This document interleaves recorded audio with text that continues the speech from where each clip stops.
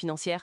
Aujourd'hui, on s'attaque à un sujet qui intimide parfois, l'investissement en bourse. Beaucoup voient ça comme quelque chose de très compliqué.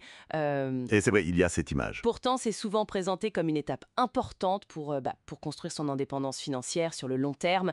Notre objectif aujourd'hui, c'est de démystifier un peu tout ça. Exactement. On va voir qu'on peut commencer même avec des petites sommes régulières, genre 50 € par mois, notamment grâce aux ETF. On va aborder les bases, c'est quoi un ETF, une action, et puis les comptes nécessaires, comme le PEA en France ou le dépôt en Allemagne, sans oublier les points clés comme les frais et la fiscalité. Alors pour démarrer vraiment simplement, quelle est la différence fondamentale entre juste mettre de l'argent de côté sur un livret et investir en bourse? Mais disons que l'épargne classique, type livret A ou le Tagesgeld en Allemagne, ça vise avant tout la sécurité. L'argent est disponible, le risque est quasi nul, mais bon, le rendement, il est souvent faible, parfois même en dessous de l'inflation. Oui, ça rapporte pas grand-chose, quoi. Voilà. Investir, c'est différent. C'est utiliser son argent pour acheter des actifs. Ça peut être des parts d'entreprise, donc des actions, ou des parts de fonds, comme les ETF. L'idée, c'est d'espérer un gain futur. Avec un risque, j'imagine? Oui, il y a un risque de perte sans capital, faut être clair.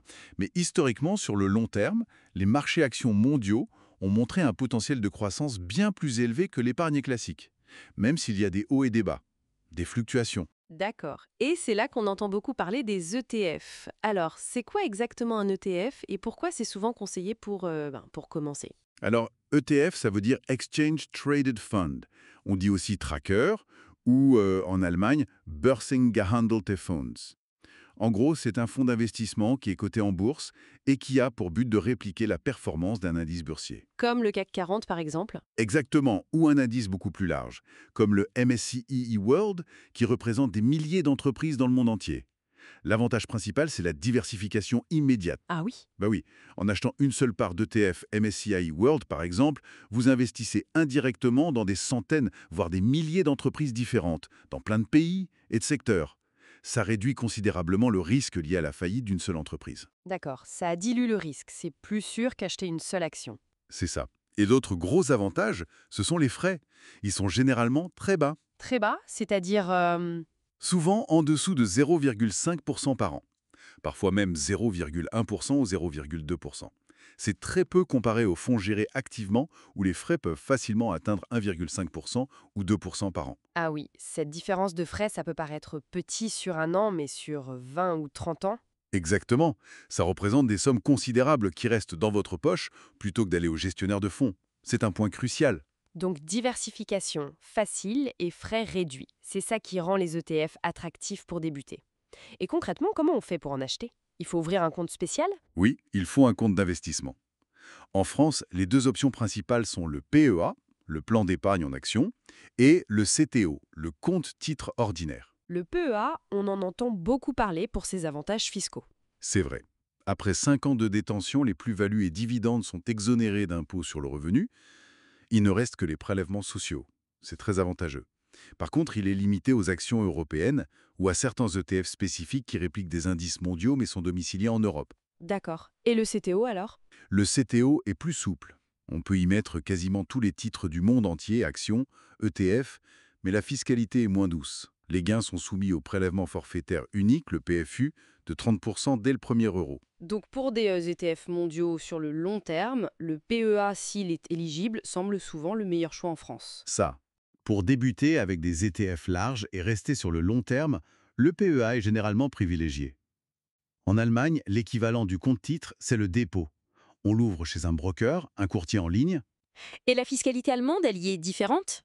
Oui, les gains au capital sont soumis à la Kapitalertragssteuer, qui tourne autour de 26-28%, avec la taxe de solidarité et éventuellement la taxe d'église. Par contre, il y a un abattement annuel, le Freibetrag, qui exonère une partie des gains chaque année. C'est un système différent. D'accord.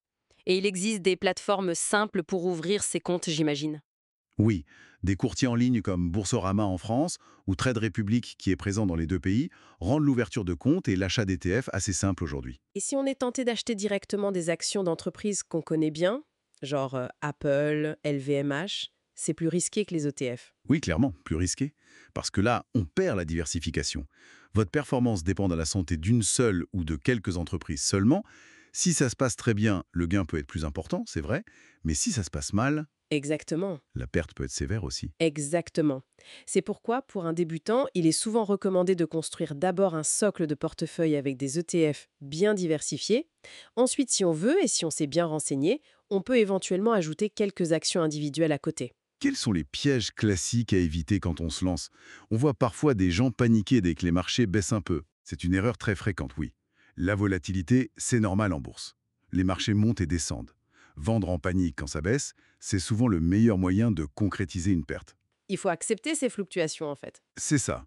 Le risque numéro un, c'est la volatilité et la réaction émotionnelle qu'elle provoque. Une autre erreur, c'est d'essayer de timer le marché. Deviner le meilleur moment pour acheter ou vendre. C'est quasi impossible, même pour les professionnels, et c'est très stressant. D'autres pièges? Oui, ignorer les frais, on en a parlé, ne pas comprendre la fiscalité de son compte, manquer de diversification si on achète trop d'actions individuelles ou des ETF trop spécialisés au début, et puis suivre les modes sans comprendre ce qu'on achète.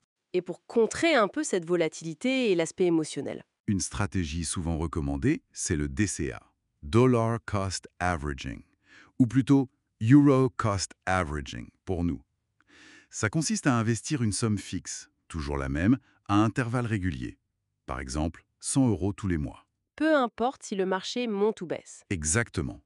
Quand le marché est haut, on achète moins de parts. Quand il est bas, on en achète plus avec la même somme. Ça lisse le prix d'achat moyen sur la durée et ça enlève le stress de devoir choisir le bon moment. C'est une approche disciplinée, bien sûr. Et c'est important de le rappeler, tout ce qu'on dit ici, c'est à but pédagogique, informatif. Ça ne constitue absolument pas un conseil financier personnalisé ou une recommandation d'achat ou de vente. Tout à fait. L'investissement comporte toujours des risques, notamment de perte en capital. Il faut bien se renseigner avant de prendre toute décision. C'est noté. Alors, si on devait résumer en 3 conseils clés pour quelqu'un qui veut commencer. Premièrement, Jouer la simplicité et la régularité. Commencer avec un ETF très large, comme un ETF monde, et investir une somme fixe régulièrement, même petite. La discipline, c'est la clé sur le long terme. simple et régulier. D'accord. Deuxièmement, Choisir le bon support d'investissement. Bien comprendre les avantages et inconvénients du PEA ou du CTO en France ou du DIPO en Allemagne en fonction de sa propre situation fiscale et de ses objectifs. C'est important pour optimiser. choisir le bon compte. Et le troisième, viser le long terme et garder son sang-froid. Ne pas paniquer à la première baisse des marchés.